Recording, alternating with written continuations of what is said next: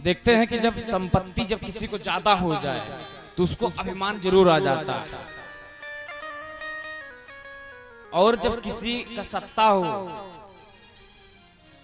तब उनको अभिमान आता है। क्यों बोलते नहीं हो? या फिर विद्वता आ जाए, विद्वता जब किसी को ज्यादा हो जाता है उनको भी अभिमान आ जाता है। लेकिन अभिमान बहुत हानिकारक है, अभिमान कतई नहीं। अगर जो अभिमान आ गया भैया तो जान लो काल तुम्हारा आ गया।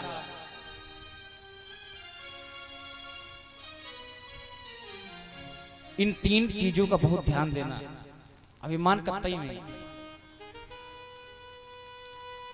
दक्ष आज अभिमान में बिल्कुल चूर है कि अरे मैं तो प्रधानमंत्री बन गया हूं। और एक दिन बहुत ऐसे सभा लगी, सभी प्रधानमंत्री आए संसद भवन में, सभी प्रधानमंत्री आए और सभी मुख्यमंत्री आए।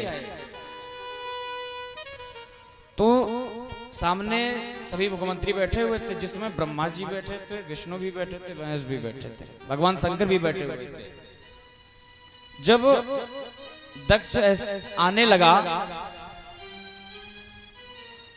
मंच पर जब पहुंचा तो सभी सभासद खड़े हो गए और तीन लोग नहीं खड़े हुए। कौन? ब्रह्मा विष्णु महेश, ये तीनों नहीं खड़े हुए। अच्छा, तब दक्ष ने देखा कि सभी सभागार तो खड़े हुए, लेकिन ये तीन जो है लोग खड़े नहीं हुए, क्या बात है? तो दक्ष सोचने लगा और कहता है चलिए ठीक है, हमारे पिताजी हैं, हमारे ससुर जी हैं, नहीं खड़े हुए तो कोई बात नहीं, लेकिन ये जो बीच में शंकर बैठा हुआ ये क्यों नहीं खड़ा हुआ? दक्ष बिल्कुल अभिमान में चूर है, उसको अभिमान इतना आ गया। याद देवादिदेव महादेव को कहता है शंकर महाराज, इधर महाराज प्रभु हमारे भजन में बिल्कुल लीन थे, उनको कुछ नहीं पता था क्या हो रहा है, वो भगवान का राम का नाम जाप कर रहे थे। तब तक दक्ष ने कहा कि शिष्टाचार वालों को जो है, शिष्टाचार जो होते हैं ना, उनको ये जो शंकर बैठा हुआ है, ये शंकर तुम लोगों को दिखाई नहीं पड़ रहा है कि ऐसे व्यक्ति को यहाँ अपने शिष्टाचार में बैठाया जाता है? सभी सभासदों को डांट लगाने लगा, इसके अंदर शिष्टाचार ही नहीं है,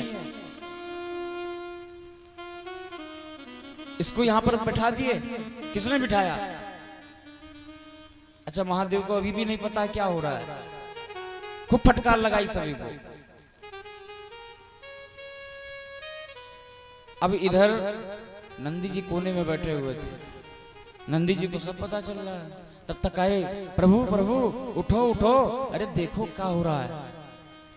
प्रभु तरमना के उठे, क्या हुआ? अरे अरे प्रभु देखो हो क्या रहा है। कहे क्या हो रहा? कोई बात नहीं, ठीक है। तब तक अब हजारों गालियां देना प्रारंभ कर दिया दक्ष महाराज भगवान को, हजारों गाली दिया। तब तक नंदी जी तनमना कर बोले, हे दक्ष अब आगे नहीं देना, बस। भगवान शंकर बोले, अरे नंदी रुको रुको, बैठे रहो, कुछ मत बोलो। उसके बाद भगवान शंकर वहां से उठ करके और नंदी पर सवार होकर के अपने कैलाश पर्वत पर चले आए। अब आज दक्ष को वो अभिमान काट रहा था, वो अभिमान में बिल्कुल चूर था, और जो वो अपमान सोच करके बिल्कुल उसको नींद नहीं आ रही थी, रात्रि में विश्राम नहीं कर पा रहा था, सोच रहा था मेरा अपमान हुआ है। उसके बाद उसने क्या किया कि अपने घर पर एक यज्ञ करवाया। सोचा कि मैं इस शंकर को एक बार बेइज्जत जरूर करूंगा, आज नहीं तो कल। तो उसने अपने घर पर एक यज्ञ अनुष्ठान का प्रोग्राम रखा, जिसमें सभी लोगों को निमंत्रण बंटवाया। सभी देवी देवता जितने थे सभी को, देवी देवताओं को निमंत्रण बंटवाया। हमारे महादेव को नहीं निमंत्रण दिया। अब इधर भगवान शंकर माता सती कैलाश पर्वत पर बैठे थे। माता सती चरण दबा रही हैं भगवान शंकर, और माता सती ने देखा कि ऊपर से गड़गड़ाते हुए विमान जा रहा है। तो माता सती बार बार देख रही है कि एक का एक लगातार विमाने जा रहे हैं, क्या बात है। तो प्रभु से बोली, प्रभु मुझे ये बताइए ये विमान कहाँ जा रहे हैं। प्रभु बोले, मुझे नहीं पता, जाओ खुद पूछ लो। माता सती आई, पूछे, एक विमान बुला, ए भैया थोड़ा सुनो, इधर आओ। बुलाई, बोली ये बताओ आप जा कहाँ रहे हो। तो बोली, मैया आपको नहीं पता, आपके पिताजी ने यज्ञ रखा है, यज्ञ करवा रहे हैं, आपको निमंत्रण नहीं आया। हम लोग तो वहीं जा रहे हैं, सभी देवी देवता जा रहे हैं, अरे आओ आप भी पहुंचो वहां। अब इधर माता सती बोली, ठीक है भैया चलो आ रहे हैं। आई माता सती भगवान शंकर से बोले, प्रभु आपको कोई निमंत्रण मिला है। तो प्रभु तो सब जान रहे हैं, क्या बात है। प्रभु ने कहा, नहीं देवी ऐसा कोई निमंत्रण नहीं है। क्यों? बोले, प्रभु ये विमान सब जानते कहाँ जा रहा है, मेरे पिताजी के यहाँ यज्ञ हो रही है, कोई निमंत्रण आया है। नंदी को बुलाया, इधर आओ, कोई निमंत्रण आया नंदी। नंदी जी ने कहा, नहीं ऐसा कोई निमंत्रण नहीं आया। फिर उसके बाद माता सती बोली, शायद देने में गलती हो गई होगी। महादेव बोली, देखो ऐसा देवी आया हो या ना आया हो, जाना नहीं, वहां में नहीं जाना। तो भगवान मना कर दिए। लेकिन अब माता पार्वती को बिल्कुल रहा नहीं जा रहा कि माता जी से मिलना है, पिताजी से मिलना है, भाई मिलेंगे, बंधु मिलेंगे, परेशान है बिल्कुल।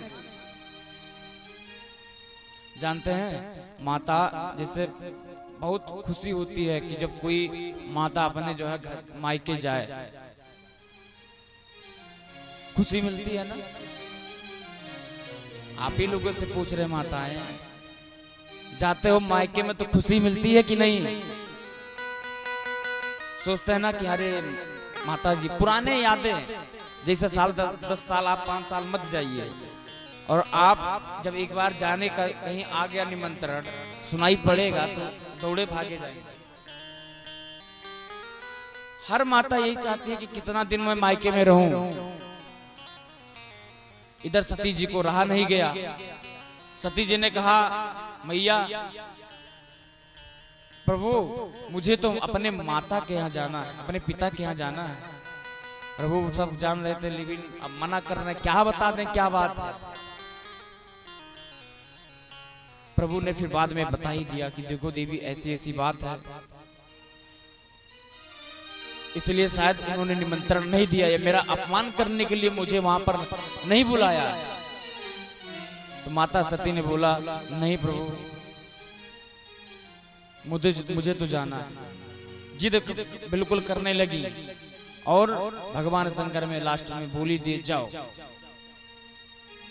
तुरंत आए, अपना सामान पैक किए माता जी, और भगवान ने नंदी को बुलाया, इधर आओ, अगर यदि कुछ वहां हो अनहोनी तो तुरंत मुझे बता देना, आकर के यहाँ पर खबर देना, और जाओ सुरक्षित लेकर के जाओ माता को। नंदी बोले ठीक है प्रभु। नंदी जी के ऊपर विराजमान हुई माता सती और चल पड़ी कहा? पिताजी के पास। आज रास्ते में सोच रही है मैया कि मेरे भाई, मेरे पिता, मेरे माता जी, कितना आनंद है। और जब माता सती घर पर पहुंची तो जानते हैं, ओ दक्षिण कछु पूछी कुशलाता,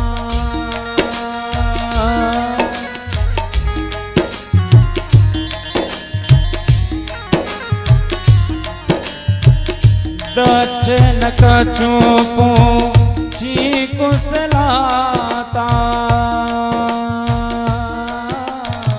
सतहि बिलोक जरे सब गाता।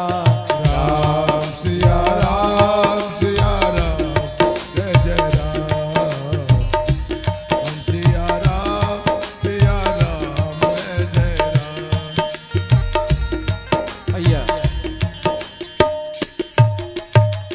माता सती पहुंचे, जैसे गेट में एंट्री किए, जैसे प्रवेश किए, तुरंत क्या देखा?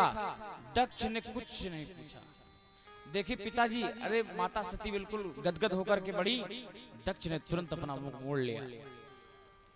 आज पिता ने मुख मोड़ लिया, आगे बढ़ी, देखी बहना, अरे बहन, जैसे बहन बोली, बहन उधर चली गई, भाई उधर चले गए। माता सती बिल्कुल आज उनको अफसोस होने लगा कि मेरे स्वामी ने सही कहा था। माता सती आगे बढ़ी माता जी से मिलने के लिए। तो जानते हैं क्या हुआ?